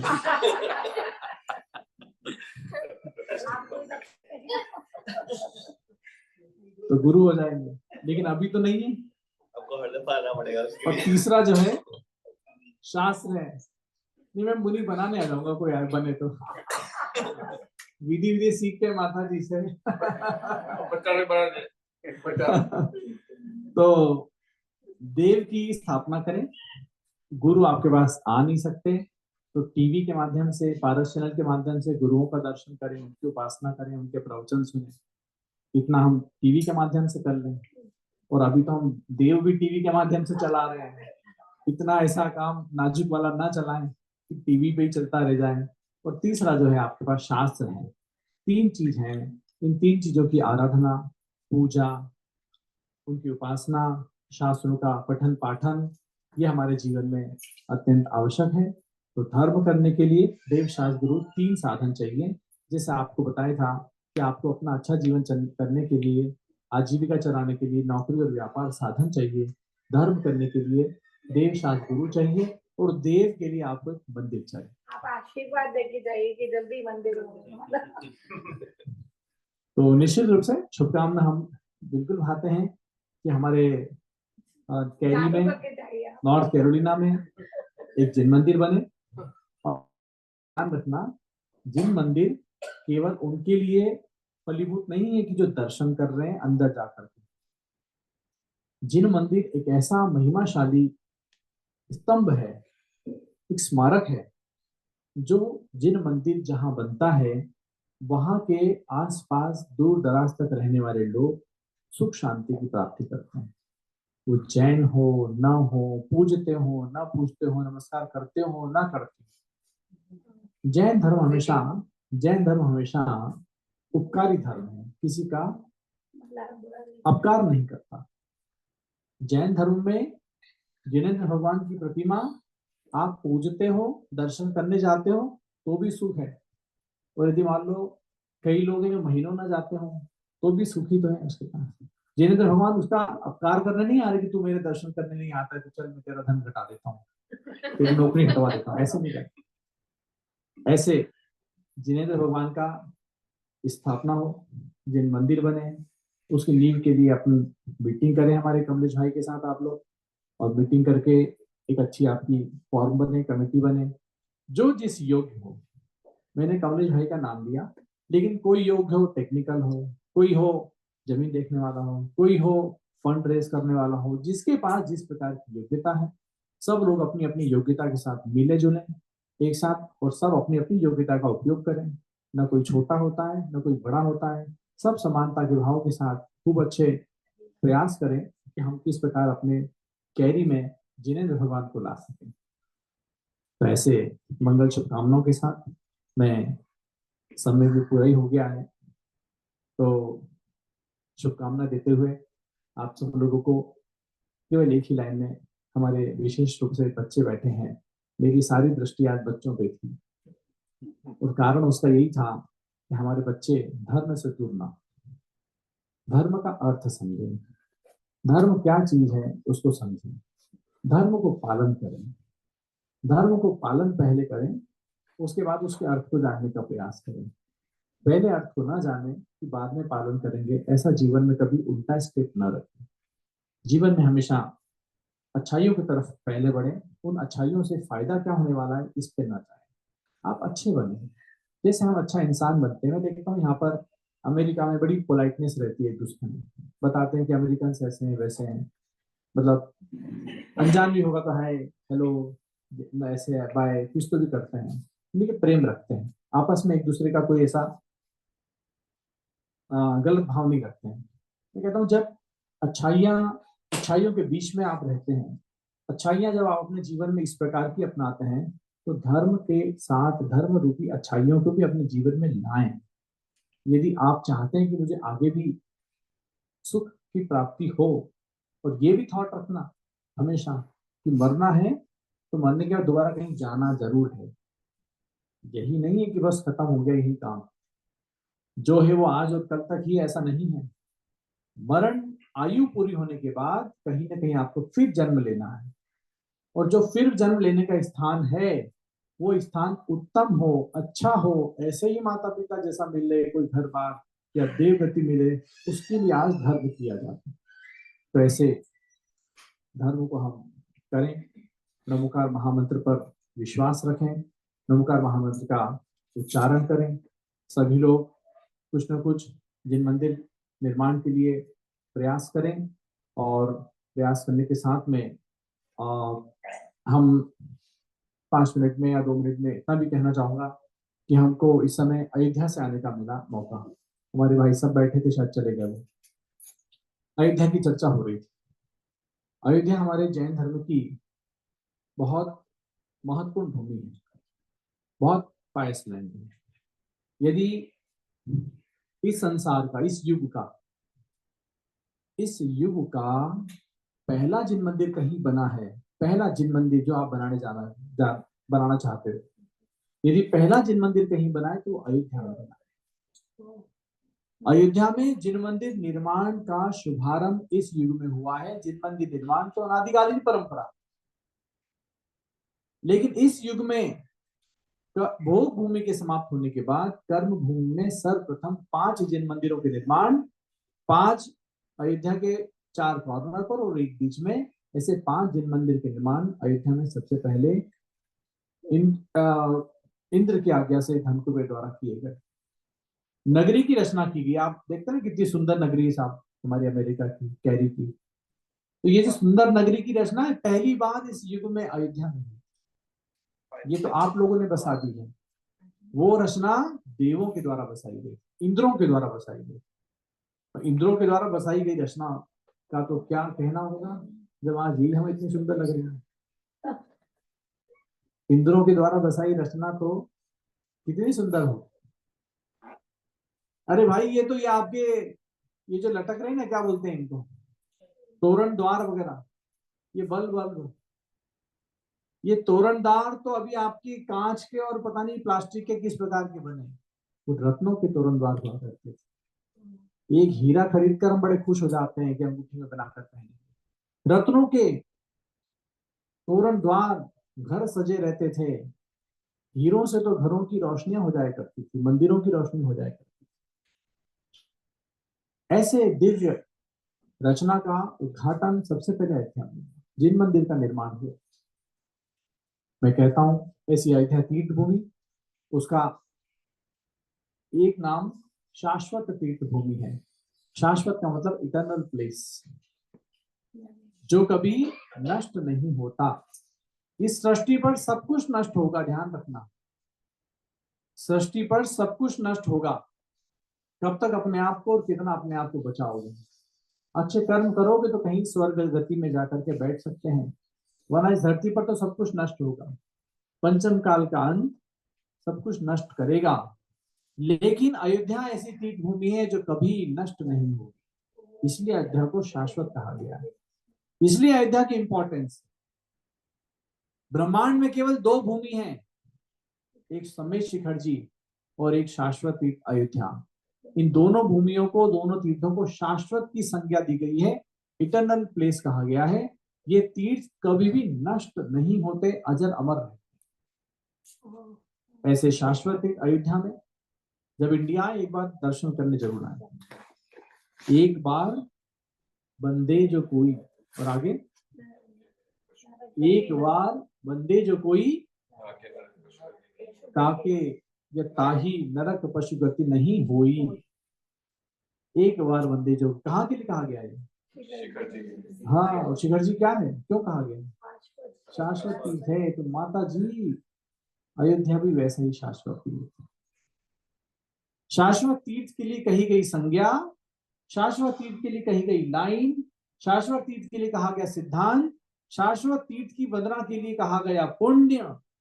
एक बार बंदे जो कोई ताही नरक पशु गति नहीं होई, ये कहा गया। यानी कि नरक गति और पशु गति, नरक यानी कि हेलिश की जो बात चल रही थी, और पशु यानी कि जो एनिमल्स की बात चल रही थी, ये 2 गति के बंध, या इन 2 गतियों में आप नहीं जाएंगे यदि शाश्वत तीर्थ के आपने एक बार भी वंदना कर दी। एक बार बंदे जो, तो बंधुओं जो बुजुर्ग हो गए हो, तो पहाड़ न चढ़ पाए तो अयोध्या आ जाए। अयोध्या में पहाड़ नहीं है, और वहां पैदल भी न चलना है, कार से भेज देंगे आपको। एक बार बंदे जो कोई, एक बार वंदना करिए और नरक और पशु गति के बंध से छूट जाइए। ऐसा अयोध्या का महत्व है। भगवान ऋषभदेव, भगवान अजितनाथ, भगवान अभिनंदननाथ, भगवान सुमतिनाथ और भगवान अनंतनाथ 14वें तीर्थंकर। 5 भगवान की जन्मभूमि है।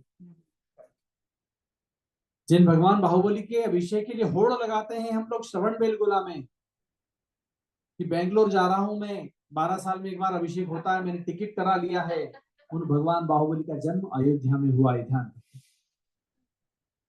ऐसी महान तीर्थ भूमि जिन भरत चक्रवर्ती के नाम से इस देश का नाम भारत है, उन भरत चक्रवर्ती का जन्म अयोध्या में हुआ। जिन ब्राह्मी और सुंदरी को आज पूरी दुनिया ब्राह्मी लिपि के नाम से जानती है, अक्षर लिपि को जो बोला जा रहा है, लिखा जा रहा है, ब्राह्मी लिपि है, ये उन ब्राह्मी के नाम से है जिन ब्राह्मी का जन्म अयोध्या में हुआ था। और वो ब्राह्मी भगवान ऋषभदेव की कौन थी? पुत्री थी। ब्राह्मी और सुंदरी 2 पुत्रियां थी, और एक को सिखाई थी ब्राह्मी लिपि और एक को सिखाई थी अंक लिपि।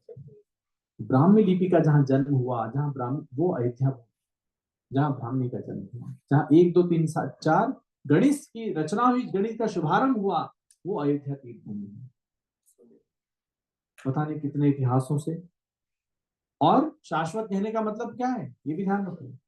हर काल में 24 भगवान का जन्म अयोध्या में ही होता है, अयोध्या में ही होता है। जैसे हर काल में निर्वाण शिखर जी से होता है, शिखर जी से जैसे हर काल में निर्वाण जाते हैं तीर्थंकर भगवान, ठीक उसी प्रकार हर काल में 24 के 24 भगवान का जन्म अयोध्या में ही होता है। और इसलिए अनंतानंत तीर्थंकरों की जन्मभूमि अयोध्या आप सबके लिए, हम सबके लिए महान पूज्य। इससे बड़ी कोई पूजनीय चीज नहीं हो सकती, क्योंकि शिखर जी को तो आप सब लोग खूब अच्छे से जानते हैं। हर बार प्लान में शिखर जी लेके जाते हैं कि वंदना करेंगे, उसको भूला नहीं पाए, उसका महत्व जाना, लेकिन एक हाथ का कोई महत्व नहीं जाना, एक तीर्थ का महत्व 0, और वही एक तीर्थ शाश्वत है शिखर जी, उसका महत्व इतना कि हम सब वंदना करने जाते हैं। बंधुओं, दोनों तीर्थों का समान महत्व है, समान पुण्य है उनकी वंदना करने का। अपने जीवन में अयोध्या के महत्व को जागृत करके जब मौका आए, जब इंडिया आए, अयोध्या तीर्थ की वंदना करने जरूर आए। ऐसे अनंतानंद तीर्थंकरों की जन्मभूमि, और अनंतानंद तीर्थंकर जहां जन्मे वहां अनंतानंत बार करोड़ों करोड़ों करोड़ों रत्नों की वर्षा हुई। ऐसी रत्न गर्भा भूमि अयोध्या में भी आप आना। और कैरी में हमारे कमलेश भाई ने आज जो सभा रखी है और हमें भी आमंत्रित किया, तो मैं तो वैसे ही पर्सनल लेवल पर कि भाई हम आएंगे, तो जहाँ इंडिया में थे तो बात होती थी कि हाँ भाई हम आपके घर, बोले घर जरूर आना है, हमने कहा जरूर आएंगे, रास्ते में तो मिलते हुए जाएंगे और मिलेंगे आपसे। मेरी खुद की भी अपनी इच्छा थी कि कमलेश जी का भी नजदीक घर है, और उन्होंने कहा था मैं लेने भी आ जाऊंगा आपको, तो उनकी भी इतनी सद्भावना थी कि अटलांटा के बाद हम लेने आएंगे। हमने कहा था ठीक है, उसी हिसाब से आगे का टूर वापसी का रखेंगे, तो आप आइएगा तो हम आपके घर चलेंगे। मेरा भी सौभाग्य, मेरी भी खुशी, मेरे भी बड़े भाई हैं, मेरा भी अपना परिवार जैसा महसूस होता है, तो मुझे भी खुशी थी कि हाँ हम जरूर चलेंगे। लेकिन आज उन्होंने इसका एक रूपक अलग ही बना दिया, सबको भोजन भी करा दिया, इतने सारे लोगों के भोजन की व्यवस्था की। तो वो भी बताया कि जो हमारी भाभी तृप्ति जी हैं, उन्होंने बोले कि आपके चक्कर में उन्होंने सारे लोगों का शुद्ध भोजन अपने हाथ से बनाया। ताली बजाएं एक बार तृप्ति जी के लिए। 4-5 फैमिली ने सबने मिलजुल करके सबने मिलजुल करके तृप्ति जी के साथ में जो अपने घर से भी सामान लाए होंगे, बनाकर लाए होंगे, यानी कि उनने शुद्ध भोजन की व्यवस्था आप सबके लिए कर ली, एक टीम बना करके। तो आपके लिए, आपकी टीम के लिए आप ताली फीकी बजाई थी, ठीक से बजा। हम लोगों ने आपको भोजन कराया है, तो अन्नदान का भी सौभाग्य दिया है, तो निश्चित रूप से तृप्ति जी भी बहुत धन्यवाद की पात्र है, उनकी पूरी टीम।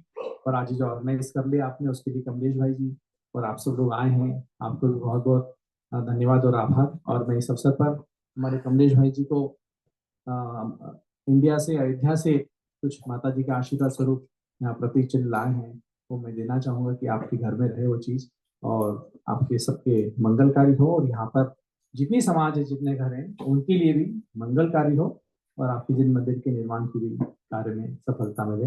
इन्हीं भावनाओं के साथ आप लोगों ने मुझे इतना सुना, उसके लिए मैं धन्यवाद देना चाहता हूँ, क्योंकि सुनना आसान चीज नहीं है, बोलने वाले के लिए बोलना आसान है। बोलना तो चाहे कितनी देर बैठ के बोलता रहेगा है, लेकिन सुनने वालों की कड़ी परीक्षा होती है। आप सबने सुना है, उसके लिए मैं आपके प्रति बहुत बहुत धन्यवाद साधुवाद करता हूँ। God bless you.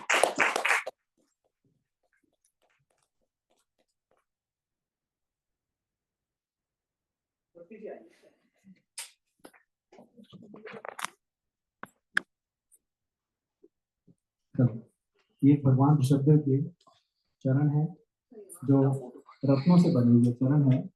मैं चाहूंगा कि हमारे कमलेश जी, कप्ती जी के साथ में रहेंगे और ये चरण ही भगवान ऋषभदेव के आपके यहाँ पे भगवान ऋषभदेव का मंदिर तक बनाएंगे, ऐसी मनोकामना करते हैं कि इन चरणों से भगवान का मंदिर तक बनता हुआ आप सब देखें और मंदिर के दर्शन भी करें, ऐसी मंगल भावना।